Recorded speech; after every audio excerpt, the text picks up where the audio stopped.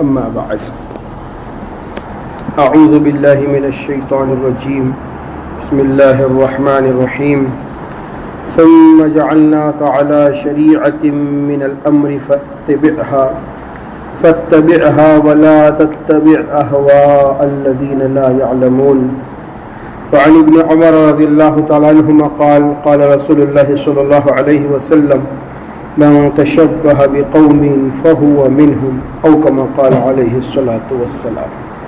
اللهم ألهمنا مراشد أمورنا وأعذنا من شرور أنفسنا ومن سيئات أعمالنا. اللهم لا فهم لنا إلا ما فهمتنا إنك أنت العليم الحكيم. اللهم أحسن عاقبتنا في الأمور كلها وأجرنا من خزي الدنيا وعذاب الآخرة. اسلام ایک مکمل دین اور دستور زندگی کا نام ہے. پوری زندگی ہم کس طرح گزاریں سب کچھ اسلام نے بیان کر دیا ہے.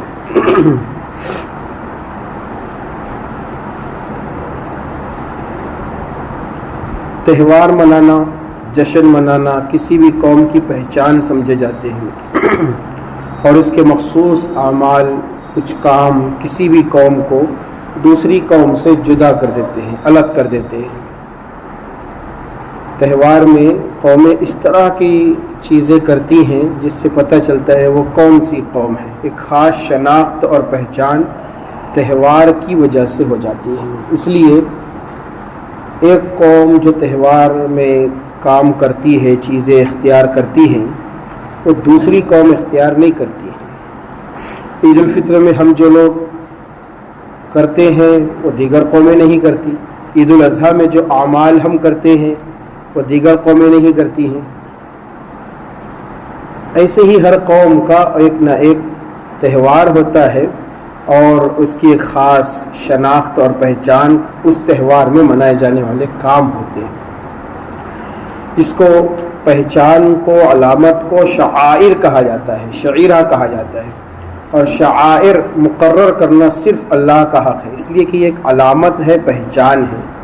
اسلام میں 2 عید ہے، 2 تہوار ہے. اس کو مقرر کیا اللہ تعالیٰ نے، خاص علامت بنایا ہے، خاص پہچان بنایا ہے. مذہبی تہواروں کو روایتی شان و شوکت سے منانا قوم سے وابستہ افراد میں اعتماد پیدا کرتا ہے اور ان میں دوسری قوموں سے برتر ہونے کا احساس اجاگر کرتا ہے. یہ احساس پیدا ہوتا ہے کہ ہم فلاں قوم سے الگ ہے، اس لیے کہ ہم اس طرح کا تہوار مناتے ہیں.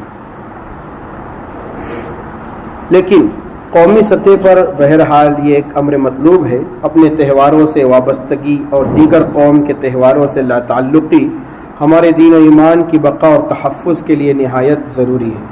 اپنے تہوار پر قائم رہنا، دوسروں کے تہواروں میں حصہ نہ لینا، یہ اپنے ایمان کی حفاظت کے لیے ضروری ہے. یہی وجہ ہے کہ اللہ کے رسول صلی اللہ علیہ وسلم جب مدینہ منورہ تشریف لائے اور وہاں کے لوگوں کو علاقائی اعتبار سے کچھ تہواروں کو مناتے ہوئے آپ نے دیکھا تو ان تہواروں کو منانے کی بجائے آقا صلی اللہ تعالی وسلم نے فرمایا اللہ تعالیٰ نے تمہیں جاہلیت کے تہواروں سے کہیں بہتر عید الفطر اور عید الاضحیٰ 2 دن عطا فرمائے ہیں. عید الفطر اور عید الاضحیٰ ان 2 تہواروں کو جہاں سادگی، متانت، سنجیدگی کے ساتھ منانے کی تلقین کی گئی ہے، وہیں اللہ کا شکر ادا کرنے کی بھی تلقین کی گئی ہے اور ایک دوسرے کو مبارکباد دینے، خوشیاں منانے کی تلقین کی گئی ہے. اور سب سے بڑھ کر غریبوں کا خیال کرنے، صدقہ خیرات کرنے اور مسکینوں کا دھیان رکھنے، ایک دوسرے کے دکھ درد میں شریک ہونے کی تاکید کی گئی ہے. لیکن افسوس، صد افسوس، آج ہماری قوم کے بچے اپنے عید اور اپنے تہوار کی بجائے غیروں کے تہواروں کو خوشی کے طور پر زیادہ پسند کرتے ہیں اور ان کے تہواروں میں حصہ لیتے ہیں. پتنگ اڑانے کا تہوار ہو یا پٹاخے پھوڑنے کا تہوار ہو، یہ سب ہمارے نوجوانوں کو پسند آتا ہے. لیکن عید الفطر اور عید الاضحیٰ جس میں اتنی ساری حکمتیں ہیں، مصلحتیں ہیں، اتنی خوشیاں ہیں، یہ انہیں نظر نہیں آتی ہیں. ایک قوم ہونے کی حیثیت سے بھی ہم پٹاخے پھوڑنے، آتش بازی اور دیگر غیر اسلامی کاموں سے دور رہنا ہمارے لیے ضروری ہے۔ اور آگ جو ہے، آگ کا کھیل جو ان دنوں منایا جا رہا ہے اور کھیلا جائے گا، کھیلا جا رہا ہے، یہ آگ اصل میں انسان کی شروع سے دشمن ہے۔ کیسے کیسے نقصانات اس آگ سے ہوتے ہیں ہم سب جانتے ہیں۔ اور آگ جو ہے یہ شیطان کا ٹھکانہ ہے۔ شیطان کو اللہ تعالیٰ نے آگ سے بنایا ہے، تو آگ کے تہوار میں مبتلا ہونا یہ شیطانوں والا کام ہے۔ اور جہنم کو اللہ تعالیٰ نے آگ سے بنایا ہے۔ جہنم میں اللہ تعالیٰ نے آگ بھر دی ہے، جہاں اللہ کے نافرمان بندوں کو اللہ تعالیٰ سزا دے گا۔ آگ سے سزا دینے کا حق بھی صرف اللہ تعالیٰ کو ہے۔ ہم کسی کو آگ سے جلا نہیں سکتے ہیں، یہاں تک کہ کسی مکھی مچھر کو بھی، کسی چھوٹی سی جاندار چیز کو بھی ہم آگ سے زندہ نہیں جلا سکتے ہیں۔ یہ حق صرف اللہ تعالیٰ کو ہے، اس نے پیدا کیا ہے تو وہ حق رکھتا ہے۔ ہم کسی مخلوق کو آگ کی سزا نہیں دے سکتے۔ اب آپ پٹاخہ پھوڑیں یا آتش بازی کریں تو اس سے نہ جانے کتنے لوگوں کو نقصان پہنچتا ہے اور کتنے لوگوں کو جو اس کی وجہ سے تکلیف ہو سکتی ہے اور ہوتی ہے۔ اسلام کتنا پیارا مذہب ہے اور کیسی پیاری تعلیمات اسلام میں دی ہیں۔ آگ سے بچنے کی تاکید کی گئی ہے اور قیامت کی آگ سے، جہنم کی آگ سے بچنے کی تاکید کی گئی ہے، اور دنیا میں بھی اس کو بقدر ضرورت ہی استعمال کرنے کی ہدایات دی گئی ہیں۔ ایک مرتبہ رسول اللہ صلی اللہ علیہ وسلم مجلس میں تشریف فرما تھے، بیٹھے ہوئے تھے، اچانک ایک چوہیا چراغ کی بتی کو کھینچتے ہوئے آپ کے پاس لے آئی اور قریب میں لا کر کے چھوڑ دیا۔ چراغ جو جلتا ہے اس میں بتی ہوتی ہے، تو اس بتی کو کھینچ کر کے لے آئی۔ اس کے ایک سرے میں تو آگ ہوتی ہے، دوسرے سرے میں تیل ہوتا ہے۔ اس کو کھینچ کر لائی تو آقا صلی اللہ علیہ وسلم جس چٹائی پر بیٹھے تھے اس چٹائی کا کونا جل گیا۔ یہ سارا منظر اللہ کے رسول صلی اللہ علیہ وسلم نے اپنی آنکھوں سے دیکھا، پھر اپنے صحابہ کو مخاطب کر کے فرمایا، جب سونے لگو، رات میں جب تم سونے لگو تو اپنے چراغوں کو بجھا دو۔ چراغ کو کیا کرو؟ بجھا دو۔ جیسا کہ ابھی جاگتے ہوئے حالت میں چوہیا نے، چوہے کی مادہ نے کھینچ کر کے، دیکھو حدیث میں جو لفظ آیا ہے وہ چوہیا کا آیا ہے، چوہے کی مادہ، چوہا نہیں کہا، اس لیے کہ آگ لگانے کا کام زیادہ تر لیڈیز کی طرف سے ہی ہوتا ہے، اس لیے حدیث میں جو لفظ آیا ہے وہ لیڈیز والا ہی، مؤنث والا ہی صیغہ استعمال کیا گیا ہے۔ تو آقا صلی اللہ علیہ وسلم کی موجودگی میں چوہیا نے وہ چراغ کی بتی کو لا کر کے جو ہے لگا دیا، جس سے چٹائی جل گئی۔ تو آپ نے فرمایا کہ رات میں جب سونے لگو تو کیا کرو؟ چراغ کو بجھا دو، اس لیے کہ یہ آگ جو ہے رات میں بھی چوہیا اس طرح سے کر سکتی ہے کہ لا کر کے آپ کو آگ کو چھوڑ دے گی اور آپ کا بستر جل جائے، آپ کو تکلیف پہنچ جائے، گھر جل جائے۔ اس طرح کے واقعات ہو چکے ہیں، ہوتے رہتے ہیں، اس لیے جب سونے لگو تو کیا کرو؟ اس کو بجھا دو۔ حضرت عبداللہ ابن عمر رضی اللہ عنہ سے روایت ہے کہ نبی کریم صلی اللہ علیہ وسلم نے ارشاد فرمایا، جب سونے لگو تو آگ گھر میں موجود نہ رہنے دو، اس کو سونے سے پہلے بجھانے کا اہتمام کرو۔ ایک اور روایت سن لیجئے، حضرت جابر بن عبداللہ رضی اللہ عنہ سے روایت ہے، نبی کریم صلی اللہ علیہ وسلم جب رات شروع ہو جائے، آپ نے کیا فرمایا؟ جب رات شروع ہو جائے یا رات کی تاریکی شروع ہو جائے، یعنی مغرب کا وقت، جب مغرب کی اذان ہو، تو اپنے بچوں کو باہر نکلنے سے روکو۔ مغرب کے وقت بچوں کو باہر مت رکھو، گھر میں بلا لو۔ پہلے زمانے میں اس کا بڑا اہتمام ہوتا تھا، مغرب کے وقت مائیں اپنے بچوں کو مغرب سے پہلے گھروں میں بلا کے دروازے بند کرنے کا اہتمام کرتی تھیں، اس حدیث پر عمل کرتے ہوئے آقا صلی اللہ علیہ وسلم نے فرمایا، بخاری شریف کی روایت ہے کہ مغرب کے وقت جب رات ہونے لگے اپنے بچوں کو باہر نہ رکھو، ان کو گھر کے اندر بلا لو، کیونکہ اس وقت شیطان پھیل جاتے ہیں۔ پھر جب رات کا کچھ حصہ گزر جائے تو بچوں کو چھوڑ دو۔ اور اللہ کا نام لے کر اپنا دروازہ بند کر لو، اللہ تعالیٰ کا نام لے کر اپنے چراغ بجھا دو، اللہ تعالیٰ کا نام لے کر اپنے مشکیزے کا منہ باندھ دو۔ پانی کی جو تھیلی ہوتی ہے، آج کل مٹکا وغیرہ ہوتا ہے، جار ہوتا ہے، اس کا ڈھکن لگا دو، مشکیزے کی تھیلی کو باندھ دو اور اللہ تعالیٰ کا نام لے کر اپنے برتنوں کو ڈھک دو۔ رات میں سوتے وقت کیا کرو؟ مٹکوں کو بند کرو، برتنوں کو ڈھک دو اور اللہ کا نام لے کر دروازہ بند کر دو۔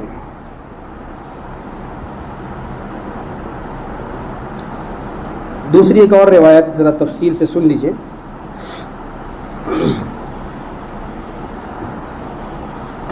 حضرت جابر بن عبداللہ رضی اللہ عنہ نے روایت کیا ہے کہ رات میں برتنوں کو ڈھانک کر رکھو، مشکوں کا منہ بند دیا کرو، گھر کے دروازے بند کر دیا کرو اور چراغوں کو بجھا دیا کرو، کیونکہ کبھی ایسا ہوتا ہے کہ چوہے کی مادہ چراغ کی بتی کھینچ لے جاتی ہے اور گھر والوں کو جلا ڈالتی ہے۔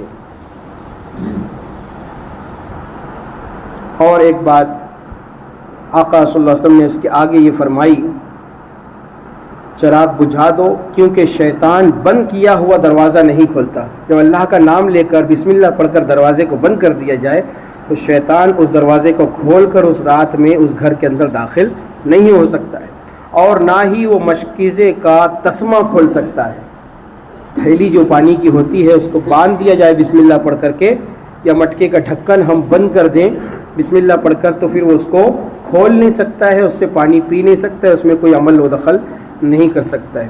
اور ایک چوہیا گھر والوں سمیت ان کا گھر جلا دیتی ہے۔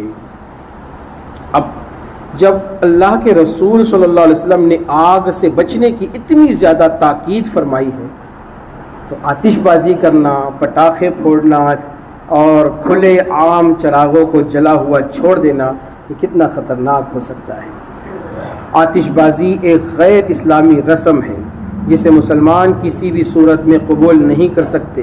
اگر مان بھی لیا جائے کہ یہ کوئی تفریح اور دل لگی کا سامان ہے تب بھی کفار کے ساتھ مشابہت کی چیز ہے۔ چلو دل لگی ہوتی ہے، خوشی ہوتی ہے اڑنے سے، تو بھی اگر مان لیا جائے تو بھی یہ مشابہت ہے، اور اللہ کے رسول صلی اللہ علیہ وسلم نے تو ہر قسم کی مشابہت سے، یہاں تک کہ روزے کے اندر بھی مشابہت ہو جائے، اس سے بھی آقا صلی اللہ علیہ وسلم نے منع فرمایا ہے۔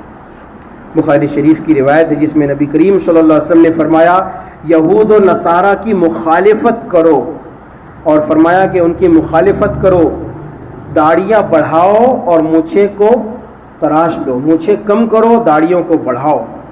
جب یہود و نصارہ کی مخالفت کا حکم ہم کو دیا گیا ہے تو اس میں یہی حکمت کار فرما تھی کہ مسلمان ان کے ساتھ کسی قسم کی مشابہت نہ رکھیں، بلکہ مسلمانوں کو اپنے آپ کو بالکل ان سے امتیاز اور الگ اپنی شناخت اور پہچان کے ساتھ رہنا چاہیے۔ اب ذرا تاریخ کے اوراق پلٹیے اور قوموں کے عروج و زوال کی داستانیں سنیں اور پڑھیں تو اس سے ہمیں پتہ چلتا ہے کہ امیر المومنین عمر بن خطاب رضی اللہ عنہ نے فرمایا ہے نحن قوم اعزنا اللہ بالاسلام واذا طلبناه فی غیرہ اذلنا اللہ۔ ہم وہ لوگ ہیں جنہیں اللہ تعالیٰ نے اسلام کے ذریعے مربوط ہونے، جڑ جانے کی وجہ سے عزت عطا فرمائی ہے۔ حضرت عمر رضی اللہ عنہ کیا فرما رہے، ہم وہ لوگ ہیں کہ پہلے بہت ذلیل تھے، رسوا تھے، خوار تھے، کوئی عزت نہیں تھی، اسلام سے جڑ جانے کی وجہ سے اللہ نے وہ عزت دی، وہ مقام دیا دنیا کے اندر جو صحابہ کرام کے تاریخ میں ہم پڑھتے ہیں۔ آگے حضرت عمر رضی اللہ عنہ نے فرمایا کہ اگر ہم نے اسلام کے علاوہ کسی اور دین یا کسی اور تحریک سے اپنے آپ کو جوڑ لیا، اس میں عزت ہم نے تلاش کی، اس کے اندر خوشیاں اگر ہم ڈھونڈنے چلے گئے تو ذلتیں ہی ذلتیں ہوگی۔ آج ہم اسلامی تہواروں کی بجائے غیر اسلامی تہواروں کو خوشی کے طور پر مناتے ہیں، ایک دوسرے کو خوشیاں اور مبارکباد دیتے ہیں، پٹاخے پھوڑتے ہیں، آتش بازی کرتے ہیں، یہ ساری چیزیں دنیا میں ہم کو ذلیل و خوار کرنے کے لیے کافی ہیں۔ آخر میں چند باتیں اس آتش بازی اور پٹاخے وغیرہ پھوڑنے کے نقصانات بھی سن لیجیے۔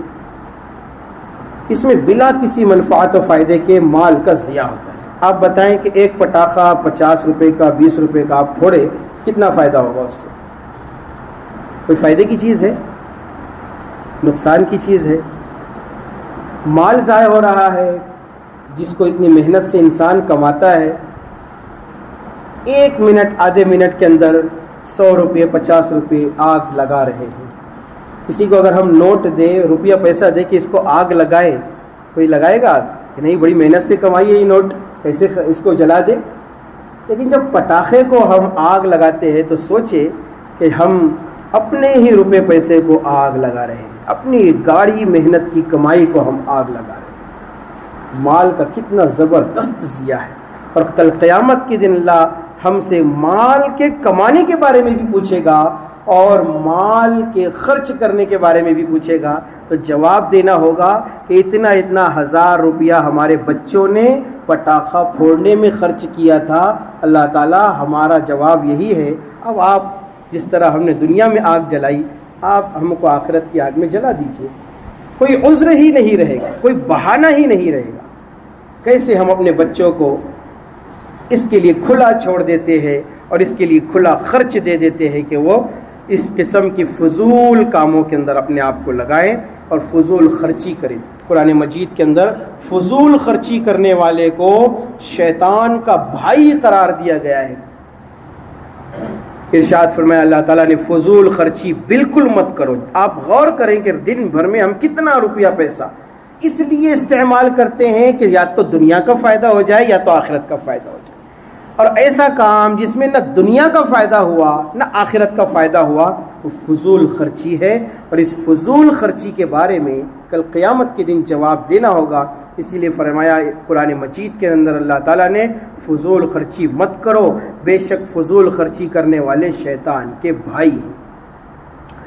اب پٹاخے پھوڑنے اور آتش بازی، آگ جلانے، ان سب چیزوں سے جسمانی نقصان، ہلاکت کا بھی اندیشہ ہوتا ہے۔ بس اوقات آگ کپڑوں پر لگ جاتی ہے، انسان کے بدن پر آگ لگ جاتی ہے، اور ہر ایسے موقع پر جن دنوں میں زیادہ پٹاخے پھوڑے جاتے ہیں، آپ نے دیکھا ہوگا، نیوز سنی ہوگی، واقعات سنے ہوں گے کہ فلاں جگہ آگ لگی، فلاں جگہ آگ لگی، اور یہ ساری آگ لگانے والوں سے لگتی ہے، جبکہ شریعت مطہرہ میں آپ کو ہلاکت میں اپنے آپ کو ڈالنے سے منع کیا گیا ہے۔ ہم خود سے آگ لگا رہے ہیں اور شریعت نے ہم کو منع کیا ہے کہ اپنے آپ کو خود سے ہلاکت میں نہ ڈالو۔ مسلمانوں کو لایانی کام کرنے سے منع کیا گیا ہے، اور مومن کی یہ نشانی بتلائی گئی ہے کہ لغو اور عبث اور بیکار باتوں سے، بیکار کاموں سے وہ دور رہتے ہیں۔ اللہ کے رسول صلی اللہ علیہ وسلم نے ارشاد فرمایا ہے، انسان کے مسلمان ہونے کی خوبی یہ ہے، حسن یہ ہے اس کا کہ وہ بے فائدہ چیزوں کو چھوڑ دے، جس کا کوئی دنیا میں فائدہ نہیں، آخرت میں فائدہ نہیں، اس چیز کو کیا کرے؟ چھوڑ دے۔ اسی لیے فقہا نے لکھا ہے کہ مسلمان کے لیے ہر غافل کرنے والا کھیل مکروہ ہے، ایسا کھیل جو خود سے غافل کر دے وہ مکروہ ہے۔ اب پٹاخے بازی اور آتش بازی میں دوسرے اور بھی نقصانات ہیں، اللہ کی دوسری مخلوقات کو نقصان پہنچتا ہے۔ اسلام میں کسی بھی انسان کو، کسی بھی جانور کو نقصان پہنچانے سے منع کیا کہ آپ کسی کو تکلیف نہیں پہنچا سکتے ہیں۔ پٹاخے اتنی زور سے پھوڑے جاتے ہیں کہ گاڑی چلاتے ہوئے انسان دہل جاتا ہے، گھر میں بچے بھی چک جاتے ہیں، بوڑھے ہو، بیمار ہوں، سونا چاہتے ہیں، پٹاخوں کی آوازوں سے کتنی تکلیف پہنچتی ہے۔ ہاسپٹل کے قریب میں آپ پٹاخہ پھوڑ رہے ہیں، مندروں مسجدوں کے قریب میں آپ پٹاخے پھوڑ رہے ہیں، اس سے کس قدر لوگوں کو تکلیف ہوتی ہے اس کا آپ خود اندازہ لگائیں۔ اللہ کے رسول صلی اللہ علیہ وسلم نے یہاں تک تعلیم دی ہے کہ کوئی سو رہا ہو تو اتنی آواز سے چلو، آہستہ آہستہ چلو کہ تمہارے چلنے کی آواز سے اس کی نیند خراب نہ ہو۔ کسی کے گھر جاؤ تو اتنی آواز سے سلام کرو کہ اگر وہ جاگ رہا ہو تو سلام کو سن لے، اور اگر وہ سو رہا ہو تو اس کی نیند ڈسٹرب نہ ہو، نیند میں خلل نہ ہو، ایسی کم آواز میں سلام کرو۔ جس اسلام نے اتنی پاکیزہ اور اتنی پیاری پیاری باتیں سکھائی ہے، آج کے نوجوان اسی کی خلاف ورزی کرتے ہوئے اس قدر پالوشن پھیلا رہے ہیں، آواز کا پولوشن، دھوئیں کا پولوشن، آگ کا پولوشن، یہ سب انسانی زندگی کو نقصان پہنچانے والی چیز ہے۔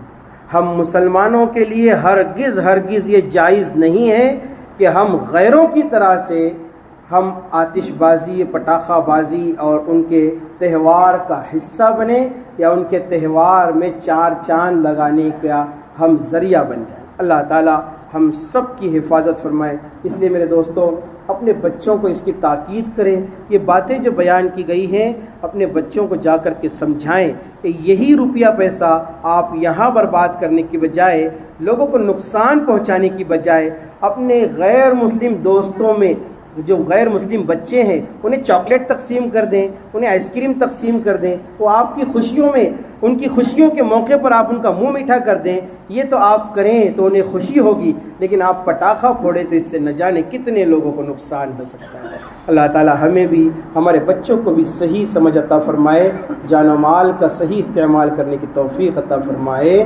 وآخر دعوانا ان الحمد للہ رب العالمین۔ سنت ادا کریں۔